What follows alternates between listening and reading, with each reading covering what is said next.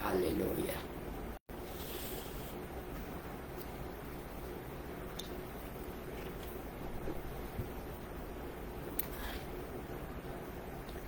Sakto, 8 po tayo magsimula. Hallelujah.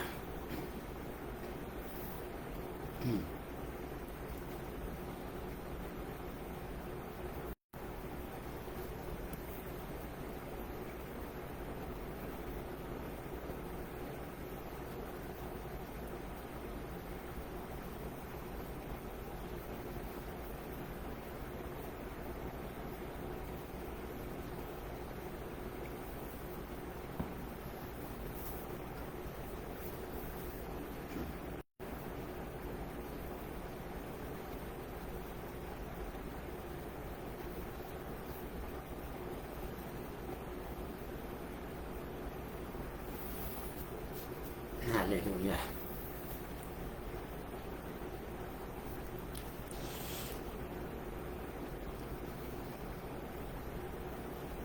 So tayo po muna ay manalangin para maganda po. Sige po tayo manalangin. Panginoon, kami po ay nagpupuring papasalamat Lord sa gabing ito. Panginoon, maraming salamat sapagkat kami po ay medyo mo ng kalayaan na pag-aralan sa salita mo. Lagi po namin sinasabi sa pong Pilibleyo, sa pong karangalan na pag-aralan ng salita mo sapagkat ang salita mo po ay buhay, salita mo ay totoo, salita mo po ay makapangyarihan, salita mo po ay nagbabago ng aming mga buhay. Dahil salita mo ang pag-aaralan, hiling po namin ang kapangyarihan ng banal mong Espiritu sa mga nasa aming kalagitnaan. Buksan mo po ang aming mga spiritual eyes, spiritual mind, spiritual understanding upang lubos po namin maunawan at maisagawa. At po ng pag-aaralan po namin sa gabing ito. At ang kaaway sa po ay mahigit ng 2,000 taong talunan. Anumang hadlang na kanyang gagawin, ito ay aking sinasansara, pinapawalang bisa sa pangalan sa Jesus. I declare it na rin, Lord, in Jesus' name. Dahil banal na Espiritu, ikaw mangulo sa aming kalagitnaan, inakin na po namin ang katagumpayan sa pangalan ni Jesus. Amen. Amen. Hallelujah. Hallelujah. Praise God. Praise the Lord. Magandang gabi po sa mga nanonood ng live. 8 eksakto po tayo magsisimula. Magandang gabi kay Brother Mike Manalo. Siya po ay nanonood. Praise the Lord. 8 po tayo magsisimula ng eksakto.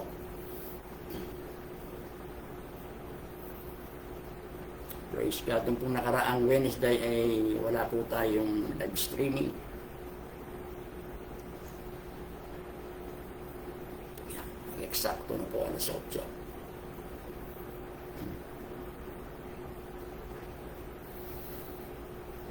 Hallelujah.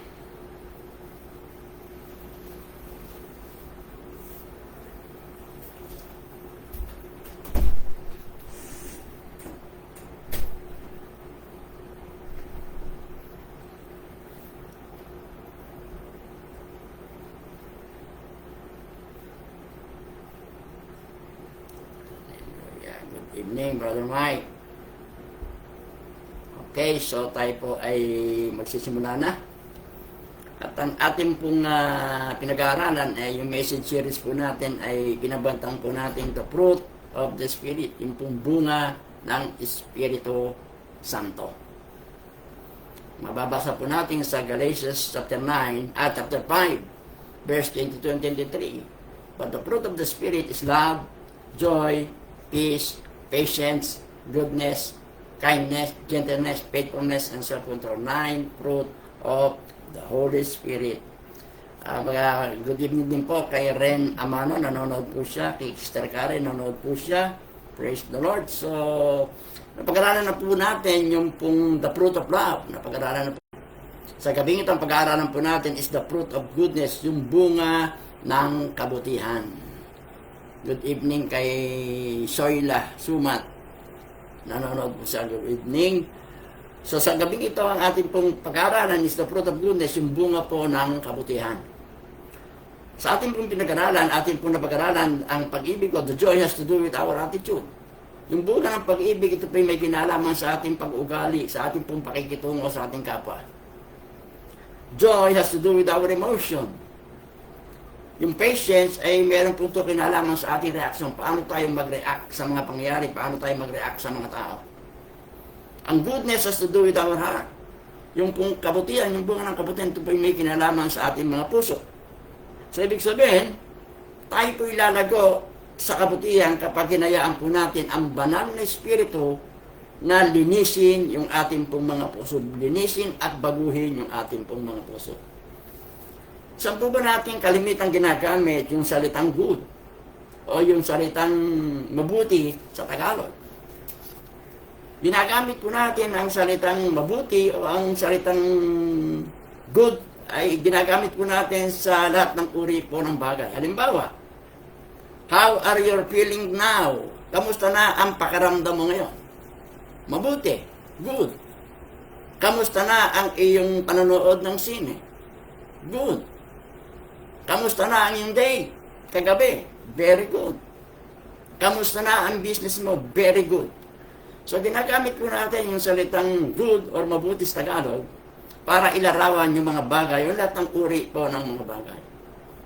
Yung pong salitang good ay ginamit ng Diyos para po ilarawan yung various days of creation. Ginamit niya po yun sa 6 na araw ng creation. At the end of each day, titingnan po ng Panginoon yung kanyang nilikha, sinasabi po niya, it was good. On the last day, at the end of the 6th day of creation, yung final day of creation, sabi po doon, nakita ng Panginoon ang lahat ng kanyang likha at sinabi po niya, it was very good. Genesis chapter 1 verse 31, ito po sinabi, God saw all that He had made and it was very good. So ginamit po ng Diyos yung salitang good sa paglarawan po ng 6 days of creation. Ginagamit din po natin yung salitang mabuti or good para tukuyin yung po mga tao. Para natumutukoy po sa mga tao. Halimbawa, he is a good kid. Siya ay mabuting bata. Siya ay mabuting tao. Siya ay mabuting ama. He is a good woman. Siya ay mabuting babae. Siya ay mabuting magulang. Siya ay mabuting anak. Siya ay mabuting pastor. So ginagamit po natin ang salitang mabuti para tukuyin po yung tao. When we use the word good with people, we are referring both to their character and their behavior. Pag ginamit po natin ang salitang mabuti sa tao, ito po ay tumutukoy sa pagkatao at pag-uugali po ng tao.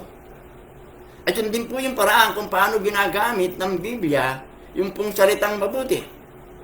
Goodness in the Bible refers to uprightness of heart and lives. So yung kabutihan sa Biblia, ito po ay tumutukoy sa katapatan ng puso at katapatan ng buhay ng tao. Ang kabutihan po ay nagsisimula sa puso. Goodness begins with the heart. Yung kabutihan, ito po ay nagsisimula po sa ating mga puso. Ako ay lalago sa kabutihan, papahintulutan ko ang banal na espiritu na linisin ang aking puso. Good evening kay Sister Aina, malibang nanonood din po siya. Ulitin po natin. Ako ay lalago, o tayo lalago sa kabutihan, ang ating pong papahintulutan ang banal na espiritu na linisin po yung ating mga puso. Kung paano po ang mabuting puno ay nagbubunga ng mabuting bunga, so ang masamang puno ay nagbubunga ng masamang bunga. Amen po ba? Ulitin po natin. Kung paano ang mabuting puno ay nagbubunga ng mabuting bunga, ang masamang puno ay nagbubunga ng masamang bunga. Same is with people. Ang mabuting tao ay magbubunga ng mabuting gawa. Ang masamang tao magbubunga ng masamang bunga, masamang gawa. Ang ating pong mga kilos, ang ating gawa, ito po ay nagmumula sa ating pong puso. Amen. Our words flow from the heart. Lahat ng ginagawa po natin, ito po ay dumadaloy mula po sa ating mga puso. Hindi po tayo makakabunga ng bunga ng kabutihan hanggat hindi po binabago ng Diyos at linilinis ng Diyos ang ating pong mga puso. Ulitin po natin.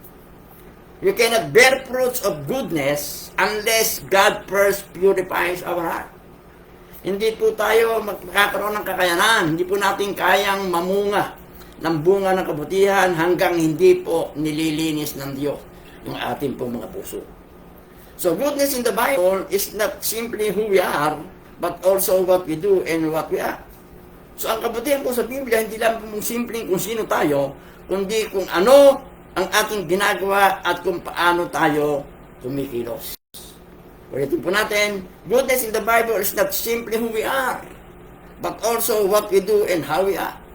Ang kabutihan sa Biblia, hindi lamang kung sino tayo, kundi kung ano ang ginagawa natin at kung paano tayo kumikilos. So the fruit of goodness has to do with both being good and doing good. So ang bunga po ng kabutihan ay may kinalaman sa pagiging mabuti at sa paggawa ng mabuti. Ulitin po natin ulit. Ang bunga ng kabutihan ay may kinalaman sa pagiging mabuti at sa paggawa ng mabuti. It has to do with good deeds that flow from a good heart. Ito po'y may kinalaman sa mabuting gawa na bumubukal mula po sa mabuting puso. Kasi pag masama po ang puso natin, wala pong bubukal na mabuting gawa. Ang mabuting gawa, ito po ay dumadaloy mula sa mabuting puso. Ibig sabihin, kapag masama po ang puso natin, hindi po dadaloy ang mabuting gawa. Ang mabuting gawa dumadaloy mula sa mabuting puso. Ang masamang gawa ay dumadaloy mula sa masamang puso. Kapag tayo po ay gumawa ng mabuti na hindi po mula sa mabuting puso, hindi po yung bunga ng kabutihan. Hindi po natin. Kapag tayo po ay gumawa ng mabuti na hindi galing mula sa mabuting puso, ang ibig sabihin, hindi po yan fruit of goodness, hindi po yan bunga ng kabutihan. Amen. Kasi ang bunga ng kabutihan, ito po yung nagmumula sa isang mabuting puso. So pag tayo po'y gumawa ng mabuti, hindi nagmumula sa mabuting puso, ito po ay hindi bunga ng kabutihan. At kapag tayo po'y hindi gumawa ng mabuti, ang ibig sabihin, wala po tayo mabuting puso. Di po ba? Pag mabuti ang puso natin, gagawa po tayo ng mabuti. Kasi ang mabuting gawa, ito po ay dumadaloy mula sa ating mabuting puso. So, tingnan po natin malapitan kung ano sinasabi po ng Biblia patungkol sa kabutihan ng Diyos. What the Bible tells about goodness in God. So, Romans number 1, goodness in God, yung kabutihan po ng Diyos. Ano pong sinasabi ng Biblia patungkol sa kabutihan ng Diyos? So, letter A, God is good. Yung po sinasabi ng Bible, God is good. Ang Diyos po ay mabuti. God is good all the time. And all the time, God is good. Lagi po natin sinasabi yan. Ang Diyos ay mabuti sa lahat ng panahon. Sa lahat ng panahon, ang Diyos ay mabuti. Good times or bad times, God is good. Mabuting panahon at masamang panahon, ang Diyos po ay mabuti. Sa anumang panahon, panahon ng tagbagyo, mabuti ang Diyos. Panahon ng tag-ulan, mabuti ang Diyos. Panahon ng tig-init, mabuti ang Diyos. Panahon ng kasaganaan, mabuti ang Diyos. Panahon ng kahirapan, mabuti ang Diyos. Anumang panahon, ang Diyos po ay mabuti sapagkat ang Diyos po ay talagang mabuti. Amen. Anumang panahon, God is good. So, ibig sabihin, anumang panahon ang buhay mo ngayon, anuman ang kinakaharap mo ngayon, ano yung kondisyon ng buhay mo, anong circumstansya ang kinakarap mo, ang ibig lang sabihin, God is good. Anumang circumstansya, anumang sitwasyon, anumang panahon meron tayo, God is good sapagkat ang Diyos ay talagang mabuti. Psalms 34 verse 8, taste and see that the Lord is good. Blessed is the man who take refuge in Him.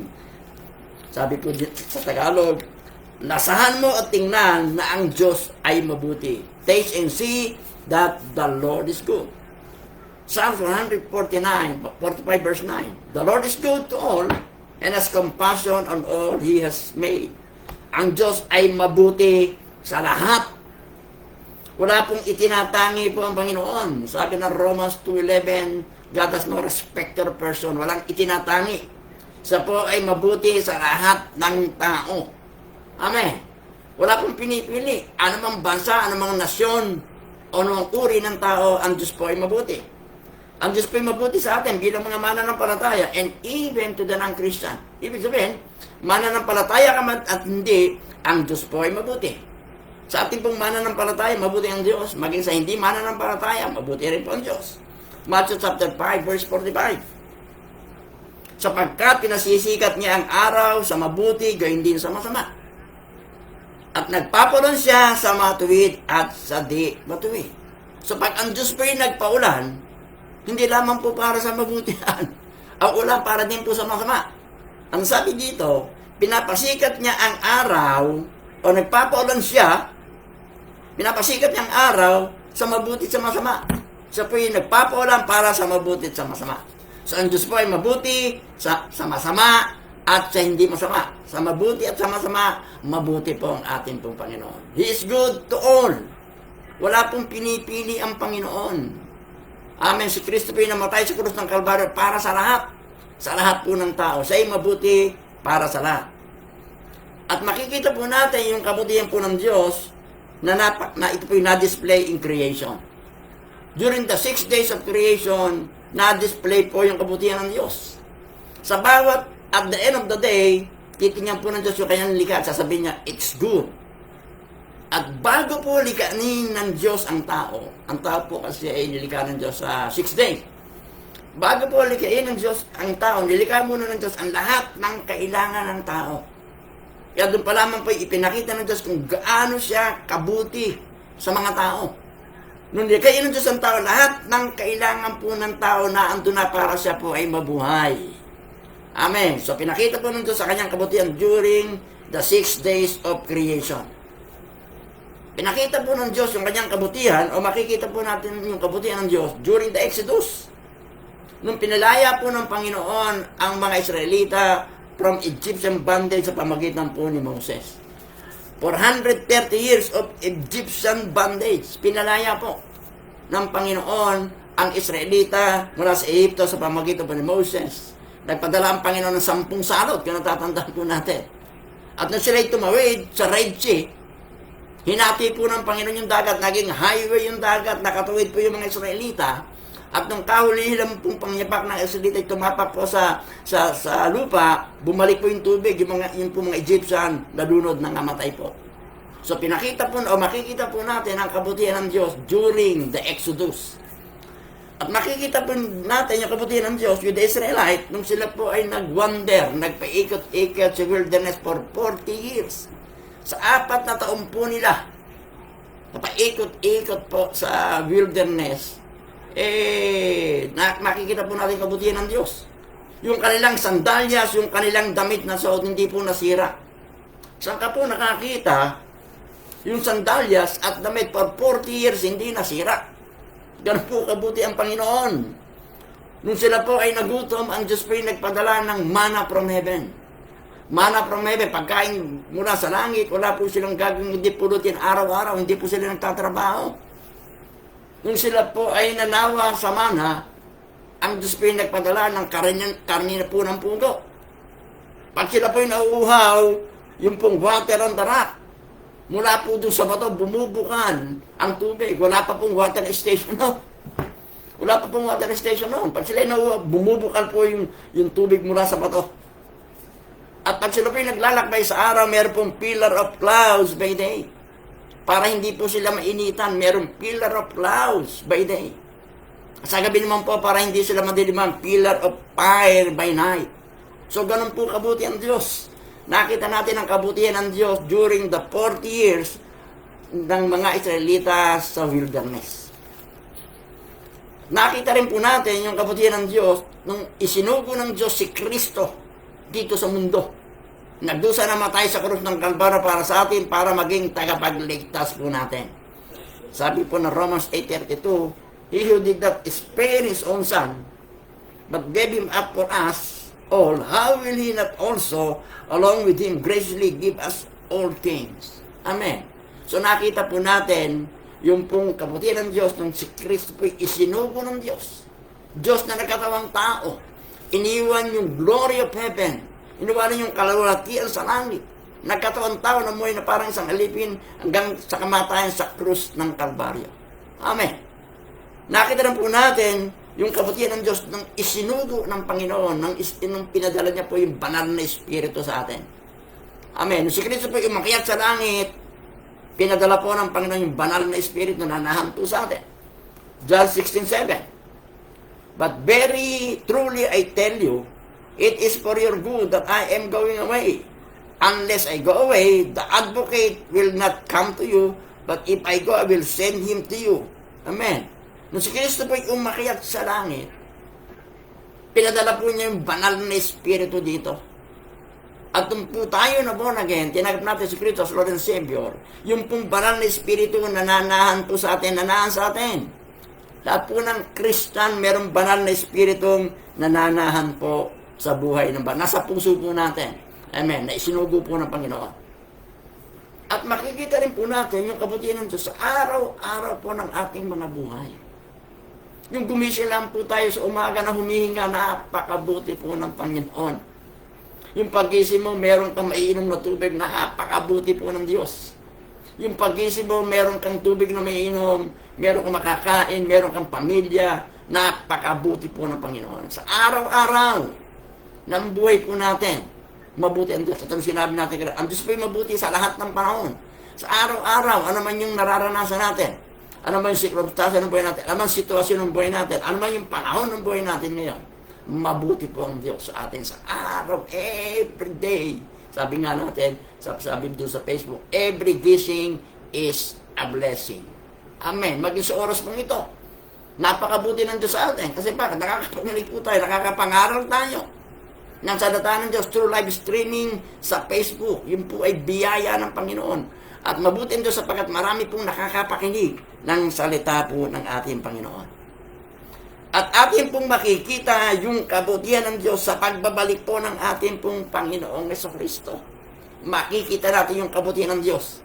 Sa pagbabalik ni Kristo, kukunin tayo at dadalhin sa kanyang kinaroroonan. The blessed hope. Ito po yung ating blessed, mapagpalang pag-asa. Sabi po ng Titus chapter 2 verse 13 to 14. When we wait for our blessed hope, the glorious appearing of our great God and Savior Jesus Christ, who gave himself for us to redeem us from all wickedness and to purify for himself a people that are his very own, eager to do what is good. Hallelujah. So napakarami pong pagkakataon, ipinakita po ng Diyos yung kanyang kabutihan. Yung pag sinabi natin panguli, makikita po natin kung gaano kabuti sa kanya pong muling pagbabalik. At tayo po yung naniniwala na napakalapit na po. Lahat ng palatandaan na sinasabi ng Bible sa pagbabalik ng Kristo, isa-isa na pong nagaganap. At sabi ng Bible, be ready. Amen. So ano po ang sinasabi ng Bible patungkol sa kabutihan sa Diyos? God is good. All the time and all the time, God is good. Another, sinasabi po ng Bible patungkol sa Diyos at sa kabutihan, God only does good. Ang mabuti lang ang ginagawa ng Diyos. God is good all the time and God only does good. Ang Diyos po mabuti sa lahat ng panahon at mabuti lamang ang ginagawa ng Diyos. Hindi po gumagawa ang Diyos ng masama dahil po siya po ay mabuti, lahat ng kanyang ginagawa ay mabuti at mabuti lang ang kanya pong ginagawa. Amen po ba? Psalms 119 verse 68. You are good and what you do is good. Teach me your decrees. Ikaw ay mabuti at ang ginagawa mo ay mabuti. Sabi po ng Psalms 119 verse 68, you are good and what you do is good. Whatever does is good because He is good and He only does good. Ano man ang ginagawa ng Diyos ay mabuti sapagkat siya ay mabuti at tanging mabuti lang ang kanyang ginagawa. Amen po ba? Remember that goodness in the Bible is not only inward goodness but outward goodness. Yung kabutihan sa Biblia, hindi lamang po ito inward. Hindi lamang po yung sa loob. Kundi ito po yung lumalabas. Ibig sabihin, mula po sa loob, inward goodness, lalabas po yung kabutihan sa pamagitan po ng ating gawa. In fact, it is outward goodness that specifically flows from an inward goodness. So yung outward goodness, yung kabutihang ginagawa po natin sa labas, ito po yung nagmumula mula po doon sa inward goodness, yung kabutihang nasa kabuturan po ng ating mga puso. Amen. Inward goodness, yung puso natin nasa loob. At ito po ay lalabas. Outward goodness. Outward goodness flows from an inward goodness. Amen. Hindi pwedeng mag-flow yung outward goodness kung wala pong inward goodness. Pero pag meron pong inward goodness, lalabas po yung mabuting gawa. Yung ginagawa po natin sa araw-araw. Kapag sinabi po natin na ang Diyos po ay mabuti, hindi lamang po natin sinasabi na siya po ay likas na mabuti, but also He does good and that He only do good. Hindi lamang po siya ay likas na mabuti, kundi ang ginagawa po niya ay mabuti at ang tanging mabuti lang ang kanya pong ginagawa. Hindi po siya gumagawa ng anumang kasamaan. Amen. Lahat ng nararanasan natin para sa ikabubuti po natin kasi ang Diyos ay mabuti. Sabi po ng Romans 8:28, and we know that all things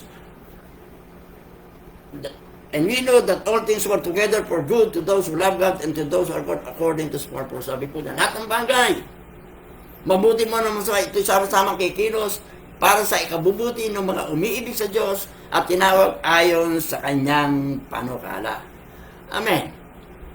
Tayo po bilang mananampalataya, we can be confident whatever God works in our life, it is for our good. Kaya po tayo bilang mga mananampalataya, magkakaroon po ng pagtitiwala o lakas ng loob na anuman ang ginagawa ng Diyos sa ating buhay, ito po ay para sa ikabubuti natin. Kaya wala po tayong dapat ipag-alala. Ano man yung nararanasan mo, sa tingin mo hindi mabuti, yun po ay para sa ikabubuti mo. Sabi ng Bible, all things work together for good. Lahat ng bagay, mabuti at masama, ito po'y sama-samang kikilos para sa ikabubuti nino ng mga umiibig sa Diyos at tinawag ayon sa Kanyang panukala. So tayo po'y buong tiwala tayo na anuman ang ginagawa ng Diyos sa ating buhay, ito'y para sa kabutihan po natin. Amen. Anumang bagay ang nararanasan mo ngayon, may pagsubok ka, may problema ka, it is for our good. Sapagkat ang Diyos po ay mabuti, so wala siyang bagay na gagawin sa buhay natin para sa ikasasama natin. Lahat ng ginagawa ng Diyos sa buhay natin, ito ay para sa ikabubuti po natin. Amen. Praise the Lord. God is good at ang ginagawa lang ng Diyos ay pawang kabutihan.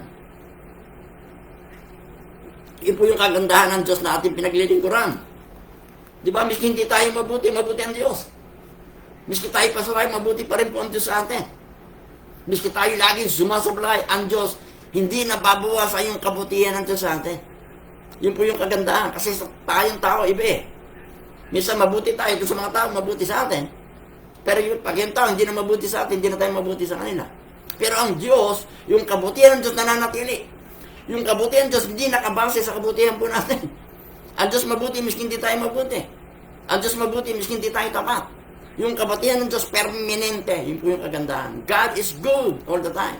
At ang ginagawa ng Diyos ay pawang kabutihan.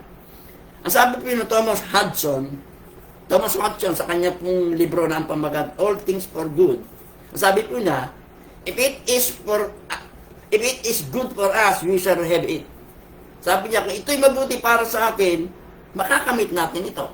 Di ba, pag tayo nananalangin, di ba may hinihiling tayo sa Panginoon. Sabi niya, kung itong hinihiling natin ay mabuti para sa atin, matatanggap natin ito. Ang sabi po niya, yun po naman katotohanan eh. Di ba? Kung yung hinihiling natin sa Diyos, para sa kabutihan natin, matatanggap natin. Pero sabi niya, if it is not good for us, then the withholding of it is good. Kung ito naman po hindi mabuti para sa atin, yung pagpigil nito ay mabuti. Kung yung hinihiling natin hindi mabuti para sa atin, hindi makakabuti sa atin, yung pagpigil ng Panginoon, yun po yung mabuti. Kasi bakit? Makakasama sa atin eh. Pero yung hinihiling natin ay makakabuti sa atin, talaga matatanggap po natin. Pero kapag yung hiniling po natin hindi makakabuti sa atin, pinipigil ni Lord yan. Ang ibig sabihin, yung pagpigil niya, ito po'y mabuti pa rin sapagkat ito'y para sa ating kapakinabangan. Amen po ba? Sabi po ng Romans 8:8, all things work together for good to those who love God and to those who are called according to His purpose. Dahil po ang Diyos ay mabuti, lahat ng bagay na mararanasan natin, mabuti man o masama, sa tingin mo hindi maganda o pangit, sabi ng Bible, ito'y sama-samang kikilos para sa ikabubuti nino nung umiibig sa Diyos at tinawag ng Diyos ayon sa kanyang panukala. James chapter 1 verse 17. Every good and perfect gift is from above, coming down from the Father. Bawat mabuti at ganap na kaloob, ito'y galing sa itaas, coming down from the Father. Lahat po ng bawat mabuti ay galing po sa Diyos. Every good and perfect gift is from above, coming down from the Father. All good things come from God because God is good and all that He does is good. Hallelujah. Ano po ang sinasabi ng Bible patungkol sa Diyos at sa kabutihan? Ang Diyos po ay mabuti at ang Diyos po ay dahil ang Diyos mabuti, ang ginagawa lang ng Diyos ay kabutihan. Another, Jesus did which is good. Daging ginagawa ni Jesus ay yung tanging mabuti naman. God is good, God only does good, and then finally, Jesus always did which is good. Ang ating pong Panginoon Kristo, ang ginagawa lamang ay yung mabuti. Lahat ng ginagawa ni Jesus ay parang kabutihan lamang. Jesus as the Son of God, when He was here on earth, always did which is good. Kung ano lang yung mabuti, yun po yung ginagawa ni Jesus sa po na andito sa lupa for 3 years. Lahat ng ginawa ni Jesus para ay pawa pong kabutihan. Romans 8:29. Si Jesus po nagsasalita, the one who sent me is with me, has not left me alone, for I always do what pleases Him. So, ibig sabihin, si Jesus po lagi niyang binibigyan ng kaluguran yung katapatan. Yung pong Diyos ay malulugod lamang sa atin kapag tayo po ay gumagawa ng mabuti. Amen po ba?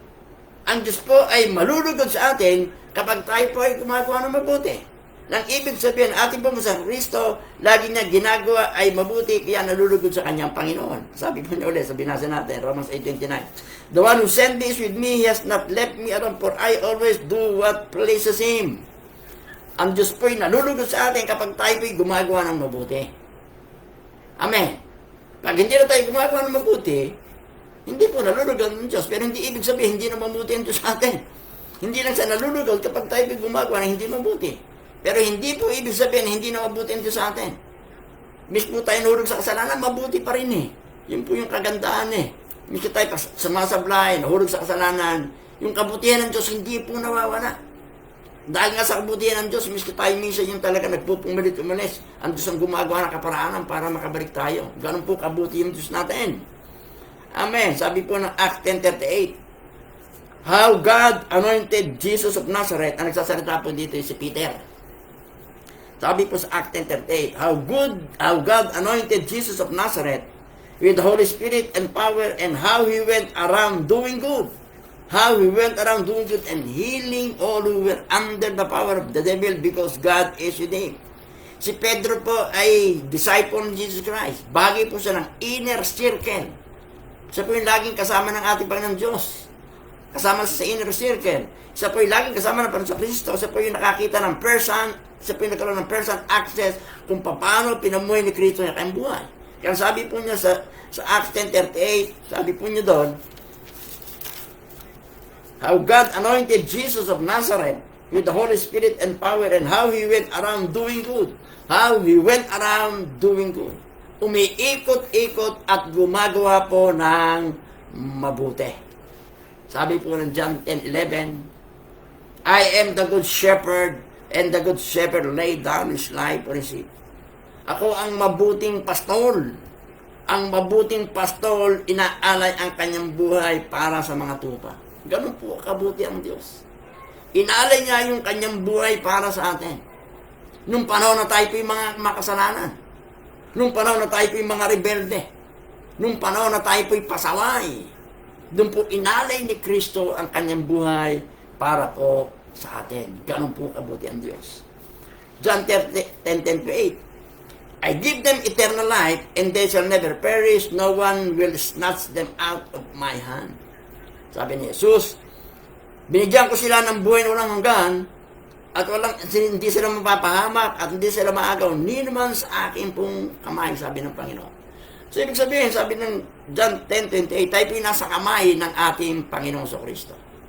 Sabi niya, binigyan ko sila ng buhay na walang, at hindi sila mapapakawalan, sino mang pwedeng umagaw sa aking kamay. Walang pwedeng umagaw sa atin sa kamay po ng ating Panginoon Kristo. Pag binasa natin verse 29, tayo po nasa kamay din ng Ama. Amen. Sabi ni Jesus, walang pwedeng umagaw sa kanila mula sa kamay ko, mula sa kamay ng Ama. Ibig sabihin, meron po tayong security. Secure na secure po tayo sa ating Panginoon. Ganun po sa kabuti. Walang pwede maging ang pagsubok ng buhay, maging ang kaaway. Hindi tayo kayang agawin sa kamay ng Diyos. Amen. Sapagkat ang Diyos natin makapangyarihan. Maliban na po, kung tayo mismo yung tatalon sa kamay ng Diyos. Pero miski tayo po yung kumakawala. Miski tayo po yung mismo kumakawala na sa kamay ni Lord eh. Ang Diyos pa rin po gumagawa ng kaparaanan para tayo makabalik. Di ba? Kung natatandaan po natin si Jonas. Di ba? Inutusan ng Panginoon pumunta na Nineveh kung saan pumunta. Nagkaroon ng bagyo. Sa ang ginawa ng Panginoon, nagparaan siya ng bagyo sa dagat. Inihagi siya sa gitna ng dagat. Ibig sabihin, lumalayo si Jonah, pero ang Diyos pang gumawa ng paraanan para po siya ay muling makabalik sa Panginoon. Ganun po kabuti ng Diyos. Di ba? So, tayo po ay nasa kabilang Diyos, walang pwede umagaw. Pero kung tayo mismo ang alis, pero dahil sa kabutihan po, siya pa rin ang gumagawa ng paraan para tayo po yung makabalik sa Kanya. Amen po ba?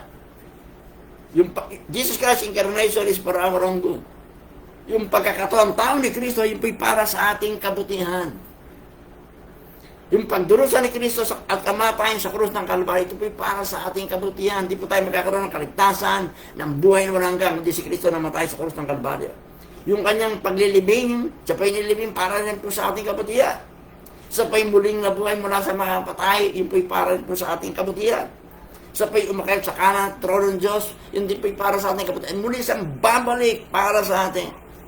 Lahat ng ginawa ni Jesus Christ from the very beginning, ito po'y ginawa niya para sa ikabubuti natin. Jesus always did that which is good.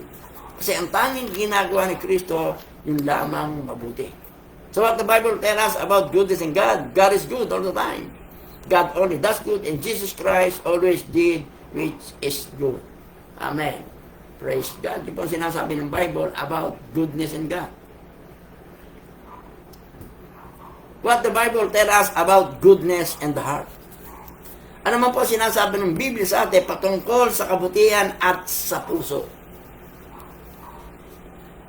Kung ang bunga ng Espiritu Santo ay may kinalaman sa ating pong mga puso, ay kinakailangan po natin maunawaan kung ano ang sinasabi ng Biblia patungkol sa ating mga puso. Ulitin po natin. Yung pong bunga ng kabutihan, ito po yung may kinalaman sa ating mga puso. Dahil may kinalaman sa ating mga puso, kinakailangan maunawaan po natin kung ano ang sinasabi ng Bible patungkol sa puso. Letter A, good and evil both comes from the heart. Yung mabuti at masama parehong nanggagaling sa puso. Naintindihan mo ba natin? Ang mabuti at masama parehong nanggagaling sa puso. Good deeds flow from a good heart and an evil deeds flow from a wicked heart. Ang mabuting gawa ay dumadaloy mula sa mabuting puso at ang masamang gawa ay dumadaloy mula sa masamang puso. So mabuti at masama dumadaloy po sa puso, nagmumula sa puso. Ulitin po natin. Ang mabuting gawa ay dumadaloy mula sa mabuting puso. Ang masamang gawa dumadaloy mula sa masamang puso. Sabi po ng Matthew 15:19, for out of the heart comes evil thoughts, murder, adultery, sexual immorality, theft, false testimony, slander. Evil deeds did not just happen on their own. Yung pong masamang gawa, hindi lang ito nangyayari sa sarili niya. They spring from the heart. They spring from the wicked heart. Yung pong kasama, hindi lang ito nangyayari sa kanyang sarili. Kundi ito po'y bumubukal mula sa masamang puso. Ulitin po natin, ang mabuti at masama, galing sa puso. Yung mabuting gawa, ito po'y dumadaloy mula sa mabuting puso. Ang masamang gawa, dumadaloy mula po sa masamang puso. Sabi po ng Luke 6:43, no good tree bears bad fruit, nor does a bad tree bear good fruit. Wala pong mabuting puno na magbubunga ng masamang bunga. At wala pong masamang puno na magbubunga ng mabuting bunga. Kung ano ang puno, yun po yung bunga, di ba? Pag mabuti po yung bunga, ang bunga niyan ay mabuti rin. Pag masama po yung puno, ang bunga niya masama rin. So, ang mabuting puno, hindi magbubunga ng masamang bunga. Ang masamang bunga, hindi po magbubunga ng mabuting bunga. Kung ano ang puno, siya po ang bunga. So, kapag ang puso po natin ay masama, ang dadali po dyan masamang gawa. Pero pag ang puso po natin ay mabuti, ang dadali po dyan ay mabuting gawa. Luke 6:45. A good man brings good out of a good store up in his heart. And an evil man brings evil things out of the evil store up in his heart. For the mouth speak what the heart is full. Sabi po sa Tagalog, ang mabuting tao ay nagdadala ng mabuti mula sa mabuting nakaimbak sa kanyang puso. Ang masama ay nagdadala ng masamang bagay mula sa masama na nakaimbak sa kanyang puso. For out of the abundance of the heart the mouth speak. Kung ano ang laman ng puso, yon ang sinasabi nila. For out of the abundance of the heart the mouth speak. Kung ano yung laman ng puso mo, yun po yung lalabas. Kapag ang puso po natin ay masama, ang lalabas sa bibig po natin ay masama. Ang gawa ay masama kasi masama po yung puso. Amen. So ang mabuti po at masama pareho nang gagaling sa puso. Amen. In other words, our actions show us up who we are. Yung ating pong magawa, ipapakita kung sino po tayo. Ulitin po natin, ang mabuti at masama, pareho nang gagaling sa puso. Yung mabuting gawa, ito po'y dumadaloy mula sa mabuting puso. Ang masamang gawa, ito po'y dumadaloy mula sa masamang puso. Pag ang puso natin ay masama, dadaloy po dyan ay kasamaan. Kapag ang puso natin mabuti, dadaloy po dyan ay kabutihan. Good and evil both comes from the heart. So yun po yung una, sinasabi ng Biblia patungkol sa kabutihan at sa puso. Letter B, our heart outside of Christ are desperately wicked. Yung puso natin ang labas kay Kristo ay napakasama. Our heart outside of Christ are desperately wicked. Pag sinabi natin outside of Christ, yung wala pa po tayo sa Panginoon. Nung wala pa tayo kay Kristo, hindi pa natin tinatanggap si Kristo as Lord and Savior, yung puso po natin is desperately wicked. Napakasama ng puso natin. Wala pa po tayo sa Panginoon. Jeremiah chapter 17 verse 9. The heart is deceitful above all things and desperately wicked. Who can understand it? Ang puso ay mandaraya sa lahat ng bagay at napakasama. Sino ang makakaunawa nito? Ang sabi po ng Bible. Yun po yung puso natin outside of Christ. Nung wala pa po tayo kay Kristo, sabi dyan, ang puso ay mandaraya. Desperately wicked, who can understand it? Ang sabi po sa NIV, ang translation po niya, beyond cure, wala na pong gamot. Yung pusong wala kay Kristo, walang gamot yan. Desperately wicked, napakasama, deceitful, mandaraya. In other words, our hearts are in terrible shape and there is nothing we can do it outside of Christ. Yung puso natin, terrible. At wala po tayong magagawa dyan kung tayo po'y walang relasyon sa Panginoon. Outside of Christ, hindi natin kayang baguhin yung puso natin. Amen. Dahil hindi natin kayang baguhin yung puso natin, masama yung puso natin. Ang lalabas po dyan ay masamang gawa. Amen. Sabi po ng Romans 3:10-11, there is no one righteous, not even one. There is no one who understands, no one seek God. All have turned away, they have together become worthless. There is no one who does good, not even walang gumagawa na mabuti miski isa. Amen. Outside of Christ, yung puso po natin, wala nang kapag-apag-asa. Sabi ng desperately wicked, deceitful, mandaraya. Yung reason kung bakit hindi tayo gumagawa ng mabuti, because our hearts are not good. Before, outside of Christ, hindi pa po tayo nakakakilala sa Panginoon. Yung dahilan kung bakit hindi tayo gumagawa ng mabuti is because our hearts are not good.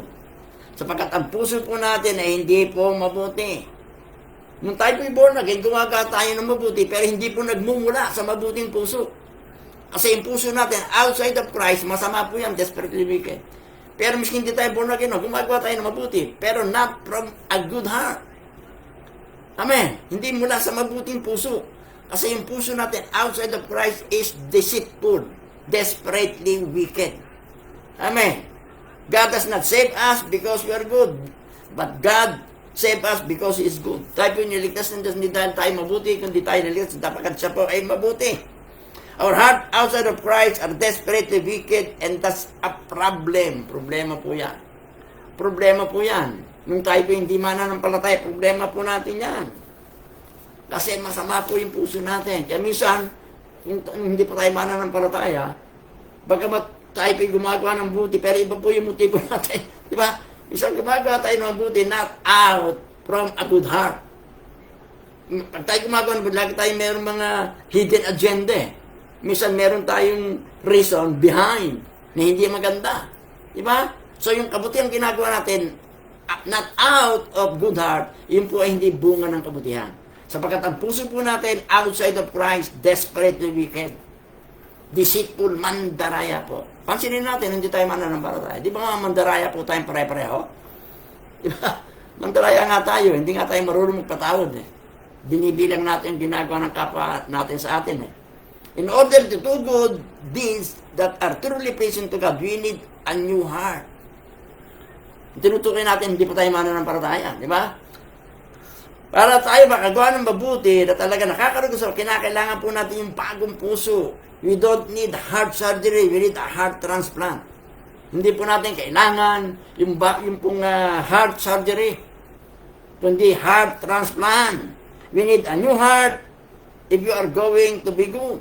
Kinakailangan po natin bagong puso para po tayo makagawa ng mabuti. Our heart outside of Christ are desperately wicked. But meron pong good news. Nung tayo po na born again, nung tinanggap natin si Kristo, Lord and Savior, nagtiwala tayo kay Kristo, binigyan po tayo ng bagong puso. Pero outside of Christ, wala nang pag-asa yung puso natin. Desperately wicked, deceitful ng daraya, manloloko, masama. Pero nung tayo po'y nakakilala sa Panginoon, nung tayo po'y na-born again, nilagay natin pagtitiwala kay Kristo, binigyan tayo ng Panginoon ng bagong puso. Yun po yung ginawa ng Panginoon nung tayo po'y na-born again. Pangako po niya yan. Sabi po ng Ezekiel chapter 36 verse 26, I will give you a new heart and put a new spirit in you. I will remove from you your heart of stone and give you a heart of flesh. Sabi ng Panginoon. Bibigyan kita ng bagong puso at dalyan kita ng bagong espiritu.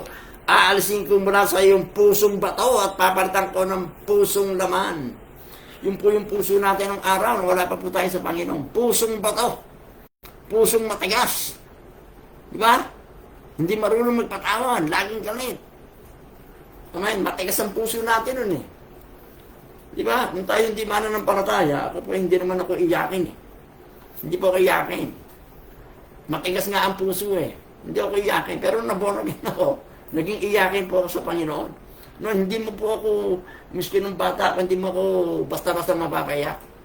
Miski ako yung nasasaktan, napapaawa, hindi po ako naiyak. Bihira, mahirap. Maliban pag yung magulang na ang napapagalitan tayo. Pero sa sarili ko, matigas nga ang puso natin eh. Pero tayo nakakilala sa Panginoon, mula, yung sabi ng Panginoon, aalisin ko sa iyo yung pusong bato, papalitan ko ng pusong laman. Kaya naging pusong laman natin, malambot na yung puso natin. Marunong tayong magmahal, mismo doon sa mga taong hindi po nagmamahal sa atin. E nung matigas pa ang puso natin, yung lumang puso po natin, nagmamahal tayo doon sa mga taong nagmamahal sa atin. Pero pag hindi na tayo mahal, hindi na rin natin mahal.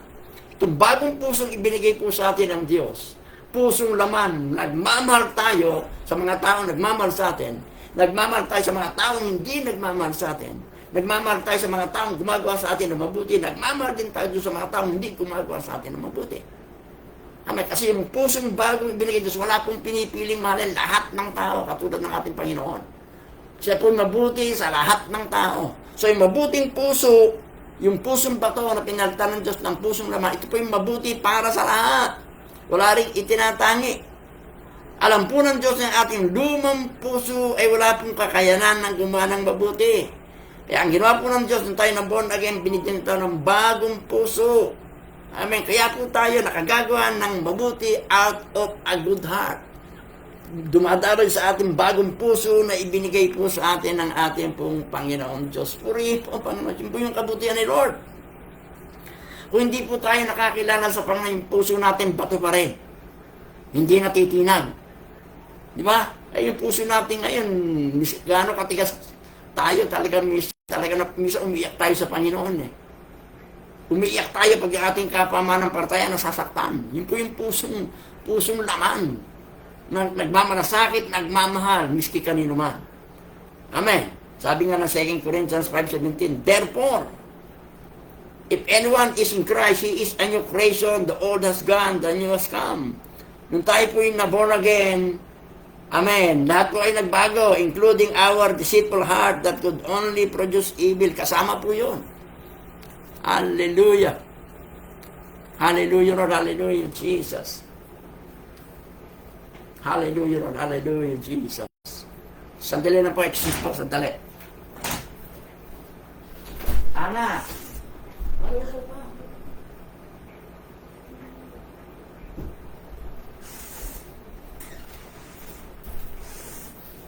Sandali po at malulubat. Hallelujah. Sabi po. Sabi po ng 2 Corinthians 5:17. Ano lang po natin at naglulubat. Alam po ng Diyos ng ating lumang puso ay wala pong kakayanan gumawa ng mabuti, so tayo po ay binigyan ng bagong puso. He offer a new heart to replace our old one. 2 Corinthians 5:17, if anyone is in Christ, he is a new creation. All things has gone, the new has come. Amen. All things become new in Christ, including our old deceitful heart that could only produce evil. God gave us a new heart when we trust Christ. Now we can do good deeds that glorify God out of the goodness of our new heart. Hallelujah. So tayo po nakakagawa ng mabuti mula po sa mabuting pusong ipinagkaloob po sa atin ng Panginoon. We can do good deeds that glorify God out of the goodness of our new heart. Mula po sa kabutihan ng ating bagong puso. What does the Bible tell us about the goodness and heart? God, good and evil, both comes from the heart. Our heart outside of Christ are deceitful, desperate, and wicked. God gives a new heart when we trust Christ. Kaya meron na po tayong mabuting puso. Dahil po tayo meron ng bagong puso, pusong laman, tayo pinakagawa ng kabutihan out of the goodness ng ating mabuting puso na pinagkaloob po ng ating pong Panginoon Diyos. Hallelujah. Paano po tayo lalago sa kabutihan? How do we grow in goodness? Paano tayo lalago sa ating kabutihan? Number 1, confess our sins and seek to live a holy life for God. At ating pong i-confess po natin yung ating kasalanan kapag tayo nakagawa. Hanapin po natin na mamuhay ng banal na mamuhay para po sa Diyos. Psalm chapter 51. Ito yung prayer ni David nung siya po yung nagkasala sa Panginoon. Natatandaan po natin. Kinuha niya po si Bathsheba, sinipingan. Nag-anak nga po siya. Pagkatapos pinapatay yung asawa ni Bathsheba si Urias. Kung tatanda si Uriah. Tatandaan po natin. At dito po yung nanalangin kasi may nangyari po kay David dito nung siya po ay gumawa ng kasalanan. Kaya sabi niyo sa Psalm chapter 51 verse 10, create in me a pure heart, O God, and a new right spirit within me. Kinakanta po natin ito, diba? Create in me a pure heart, O God, and a new right spirit within me. Ito po yung sa nakasala. Kinuha si Bathsheba, sinipingan, pinapatay ang asawa ni Bathsheba, yung si Urias. Only God can create a new heart for us. And only God can renew our heart as many times as we need it. Amen. Sabi ng personal, if we confess our sins, He is faithful and just, forgive our sins and cleanse us from all unrighteousness. So para po tayo lumago sa kabutihan, pag tayo po nagkasala, humingi tayo ng tawad sa Panginoon.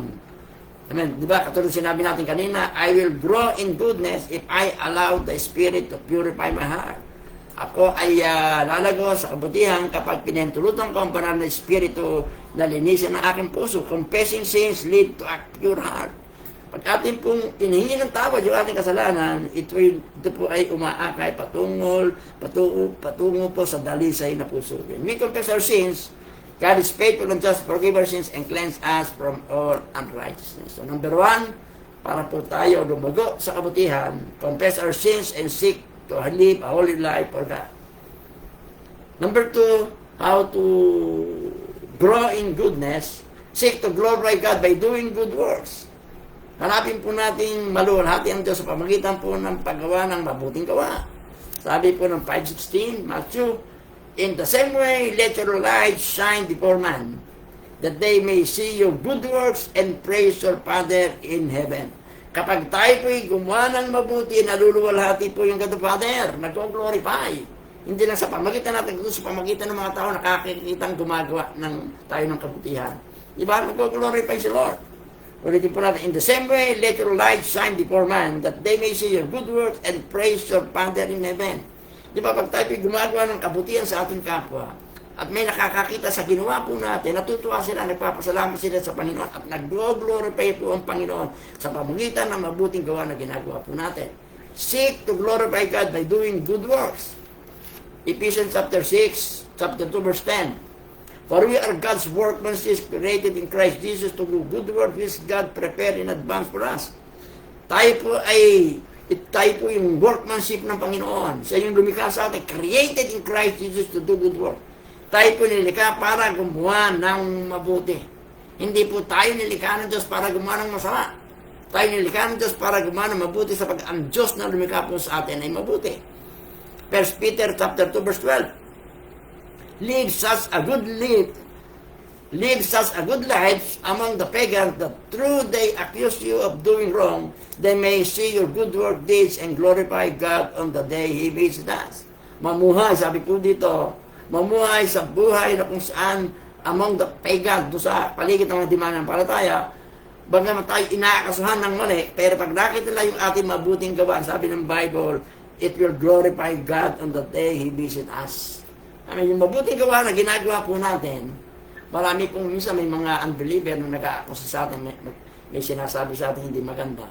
Pero pag nakita po nila yung mabuting gawa, sa kabila na sila po ay hindi mabuti sa atin, mabuti pa rin po tayo sa kanila. Yun po ay isang para po itong baga ay binusa mo ng tubig. Yun po yung katotohanan. Di ba? Kapag yung kapwa mo, ginagawa ka naman sama, pero mabuti pa rin ang ginagawa mo, sinasabihan ka rin hindi maganda, pero maganda pa rin ang sinasabi mo sa kanila. Yung mabuting gawa na ginagawa po natin sa ating kapwa na hindi gumagawa ng mabuti sa atin, yun po yung nagbibigay ng kaluwalhatian sa ating Panginoon. At doon po lalago yung pong ating kabutihan. Tayo po yung mabuti, hindi lamang po doon sa taong mabuti sa atin. Tayo po yung mabuti doon sa mga taong mabuti sa atin. At tayo po yung mabuti, maging doon sa mga taong hindi mabuti sa atin. Tayo po yung mabuti doon sa mga taong gumagawa ng maganda sa atin. Pero tayo mabuti pa rin doon sa mga taong hindi gumagawa ng mabuti sa atin. Ang Diyos po yung mabuti sa lahat. Ang inaasahan po ng Diyos, tayo po yung magbuti maging sa lahat po ng tao. We are created for good works. Tayo po nilikha para sa mabuting gawa. Sinabi na po natin kanina yan. Hindi tayo nilikha ng Diyos para gumawa ng masama. Tayo nilikha ng Diyos for good works. 3 John 11, ito po yung chapter 1 lang naman ng 3 John. 3 John 11, Dear friends, do not imitate what is evil, but what is good. Huwag nating gayahin, imitate yung masama, kundi kung ano yung mabuti. 2 Thessalonians 3:13, But as for you, brethren, do not grow weary in doing good. Huwag tayong mapapagod sa paggawa ng mabuti. Amen. Yung paggawa ng mabuti, hindi po nakakapagod yan. Minsan kasi gumagawa ka ng mabuti, pero iginaganti, hindi pa rin mabuti. Pero hindi dapat tayo tumigil. Kasi yung puso po natin, yun po yung mabuting puso new heart. Pusong laman na nagmamahal, mabuti sa mga tao, miskin hindi mabuti po sa atin. 2 Thessalonians 3:13, But as for you, brethren, do not grow weary in doing good. Huwag po tayo mapapagod sa paggawa ng mabuti. Kasi ang Diyos na lumikha sa atin mabuti. Kaya tayo naborn again kasi mabuti po yung Diyos. Niligtas tayo hindi dahil tayo mabuti, kundi niligtas tayo sapagkat ang Diyos po yung mabuti. So wag po tayong mapapagod, manghihinawa sa paggawa po ng mabuti. Amos 5:14, Seek good and not evil, that you may live so that the Lord will be with you. Seek good, hanapin po natin yung mabuti. Maging sa kapwa po, hanapin natin mabuti sa ating kapwa. Wag lang yung masama, hinahanap natin. Dahil tayo po ay mayroong bagong puso, ang Diyos po yung mabuti sa atin. Wag po natin hanapin yung kapintasan ng ating kapwa. Hanapin natin yung mabuti sa kanila. Seek good, at hanapin po natin yung mabuti, hindi po yung masama. Romans 2:7, Eternal to those who by patient continuance in doing good seek for glory, honor, and immortality. Doing good, tayo po'y tinawag, nilikha para po gumawa ng mabuti. Romans 12:21, Do not be overcome by evil, but overcome evil with good. Huwag tayong padaig sa masama. kundi daigin natin ng mabuti ang masama. Amen. Kung tayo po'y ginagawa ng masama ng ating kapwa, gawan po natin sila ng mabuti. Yung po sabi ng Bible, huwag tayong padaig sa masama. Kundi daigin natin ang masama sa pamagitan po ng kabutihan. Mrs. Silvin, gumagawa ng masama sa atin, pero mabuti pa rin po yung ginagawa natin. Yung kasama ang ginagawa, madadaig po yan ang kabutihan ginagawa natin sa kanila. Totoo po yan. Huwag tayong papayag na yung pong masama ang mag-overcome sa atin na madaig tayo ng kasamaan. Yung kasamaan, daigin po natin ng kabutihan. Katulad sinasabi natin, kung yung ginagawa ng kapwa natin ay masama, daigin po natin. Ibig sabihin, kabutihan pa rin po ang gawin natin sa kanila. At yung kasamang ginagawa natin sa atin, madadaig po yan. Nung kabutihan, sapagkat mas makapangyarihan po yung kabutihan, sapagkat ang kabutihan, galing po sa Diyos, ang kasama, ang galing sa kaaway, ang kaaway natin, ang Diyos po na mas makapangyarihan kaysa po sa ating kaaway. Amen. Do not be overcome by evil, but overcome evil with good. Sabi po ng Galatians chapter 6, verse 10, therefore, as we have opportunity, let us do good to all people, especially to those who belong to the family of God. Kung may pagkakataon, gumawa tayong mabuti sa lahat ng tao. Wala pong pinipili. Hindi sinabi ng Panginoon, pag may pagkakataon, gumawa ka ng mabuti doon sa mabuting tao lang sa'yo. Gumawa ka ng mabuti doon sa mga nagmamahal. Hindi po ganoon. Sabi po dito, let us do good. As we have opportunity, kung meron kang pagkakataon, let us do good to all people. Gumawa po tayo ng mabuti sa lahat po ng tao. Sabi lang dito, especially to those who belong to the family of Christ. Especially, dun sa mga mananampalataya. Pero sabi dito, sa lahat ng tao. Pero espesyal, para sa ating kapwa mananampalataya. Pero sa lahat ng tao, do good kung may pagkakataon sa lahat po ng tao. Wala tayong pipiliin. Amen?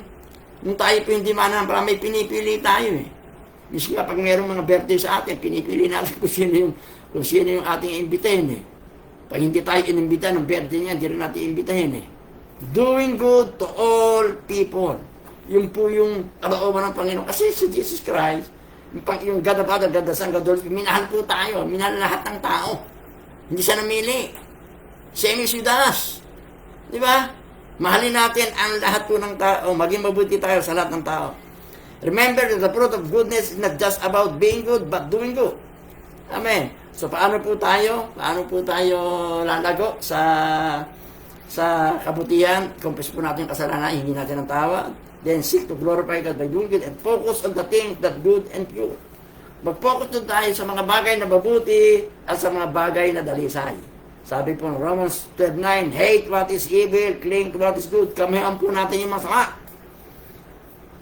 Hindi po natin maiiwasan ang masama kung hindi natin kamumuhian ang masama. Kasi pag ang masama love natin, ay makagawa pa rin tayo ng masama. Para po natin madaig yung kasamaan, kamuhian po natin yung kasamaan. Kasi pag yung kasamaan ay kinamumian natin, hindi tayo gagawa ng masama, kinamumian na natin eh. Cling to what is good. Hate what is evil, cling to what is good. Sabi ng Philippians 4:8. Finally, brothers and sisters, whatever is true, whatever is noble, whatever is right, whatever is pure, whatever is lovely, whatever is admirable, if anything is excellent or praiseworthy, think about such things. Yun po yung isipin natin, mga bagay na mabuti, mga bagay na totoo, mga bagay na noble, right, pure, lovely, admirable, excellent. Yun po yung mga isipin natin. Focus on things that are good and pure, and we will find ourselves growing in goodness. And panghuli po, para po tayo lumago sa kabutihan, ask God to develop the fruit of goodness in our heart. Yung bunga ng Espiritu Santo binigay sa atin eh. Yung kabutihan nasa atin. Hilingin natin sa Panginoon na i-develop, paunlarin. Amen. Paunlarin yung bunga ng kabutihan sa atin. At kapag tayo po yung huling ng bagay na kalooban ng Diyos, ito po ay gagawin niya. Sabi ng 1 John 5:14, if we have a confidence in approaching God, that when we ask anything according to His will, He will hear us. So, kalooban po ng Diyos na ma-develop yung kabutihan sa ating puso. Pag ito hiling ng Diyos, hiling natin sa ito gagawin po ng ating Panginoon. The fruit of goodness. The Bible tells us that the heart is deceitful above all things and desperately wicked. Yes, we need a new heart. If we are going to grow in fruit of goodness, praise God, tayo po ay tumanggap ng bagong puso, nung nagtiwala po tayo kay Kristo, bilang Diyos na kapag sa ating buhay, at mula po sa kabutihan ng mabagong pusong ibinagkaloob sa ating Diyos, tayo po'y nakakagawa ng mabuti. Out of the goodness of heart, nakagawa tayo ng mabuti. We will grow in goodness as we allow the Holy Spirit to purify our heart, that we may be full of good deeds, that we will benefit those around us and bring glory to God the Father. Hallelujah. The fruit of goodness. Amen. Yung bunga po ng kabutihan, bunga po ng Espiritu Santo. The fruit of love, the fruit of joy, the fruit of peace, fruit of patience, fruit of goodness, sa susunod, the fruit of kindness, 9 fruits of the Holy Spirit. So, hanggang doon na lamang po yung ating pag-aaral. And I pray na may matutunan po tayo. Tayo po'y tinawag, we are created for good works. Tayo po'y nilikha, tinawag para gumawa ng mabuti. Bago na po yung puso natin. Wala nang merong pusong luma dito. Tayo po'y yung heart transplant, yung ating pusong puto, pinalitan ng pusong laman na nagmamahal, at nagiging mabuti sa lahat ng tao, mabuti man yung tao sa atin o hindi, yung kabutihan natin hindi po dapat nawawala. Sabi ng Bible, wag po tayo manghinawa, wag tayo mapagod sa paggawa po ng mabuti sapagkat ang Diyos hindi po nagsasawa, hindi po napapagod sa paggawa ng kabutihan sa atin. Dahil ang Diyos po hindi nagsasawa, dahil ang Diyos po hindi po napapagod sa kagawa ng kabutihan sa atin. Ganun din po tayo. Huwag tayong mapapagod sa gawa ng mabuti, miski hindi po kabutihan ang pinapalit na sa atin. Darating isang araw, dahil sa paggawa po natin, mabuti sa kanila, sa kabila ng sila'y gumagawa, hindi mabuti sa atin, darating isang araw, gagawa na rin po ng mabuti. Kasi yung kasamaang binibigay sa atin, yun po yung madadaig ng kabutihan. Sabi ng Bible, do not be overcome by evil, but overcome evil by good. Huwag tayong patayin sa kasamaan, kundi dagin natin ng kabutihan ang kasamaan. Mas makapangyarihan po ang kabutihan kaysa kasamaan, sapagkat ang kasamaan, yan po ay galing kay Satanas, ang kabutihan galing sa Diyos, at mas makapangyarihan po yung Diyos na ating pong pinaglilingkuran. Amen po ba? Tayo ko ay mukhang manalangin. Lord, maraming salamat. Pinupuri ka namin, sasalamatan ka namin, Panginoon. Lord, maraming salamat. Maraming salamat sa amin na pag-aralan, bunga ng kabutihan, Lord, maraming salamat. Sapagkat ikaw na Diyos na pinaglilingkuran namin ay mabuti, Panginoon. God is good. Ikaw ay mabuti sa lahat ng panahon, Panginoon. Ikaw ay mabuti sa aming buhay, sa araw-araw na aming buhay, mabuti ka, Panginoon. From the very beginning, from the day of creation pa lang, Panginoon, pinakita mo na yung kabutihan sa amin, nung aming pagsakristo na kataon to, pinakita mo ang kabutihan sa amin, magpas hanggang ngayon, Panginoon, sa iyong pagbabalik, yun ang inintay namin. At sa araw-araw ng aming pabubuhay, nararanasan po namin yung kabutihan mo. Anumang panahon, panahon ng tagbagyo, panahon ng tag-ulan, panahon ng kagutuman, kasaganahan, anumang panahon meron kami. Anong sitwasyon meron kami, anumang sirkumstansya kinakarap namin, Lord, yung katotohanan na napakabuti mo sa amin. Maraming salamat. Pinupuri ka lang, sasalamatan namin. At dalangin po namin yung kabutihan naramdaman namin, ipinadama sa amin, maipadama po namin sa aming kapwa, hindi lang sa aming kapwa manampalataya, higit sa lahat, sa mga hindi mananampalataya. Maraming salamat. Pinupuri ka namin sa pangalan ng Ama, Anak, ng Espiritu Santo. Anak, nagsabi ng Amen. Amen. God bless po. Pagpalain po tayo ng Panginoon.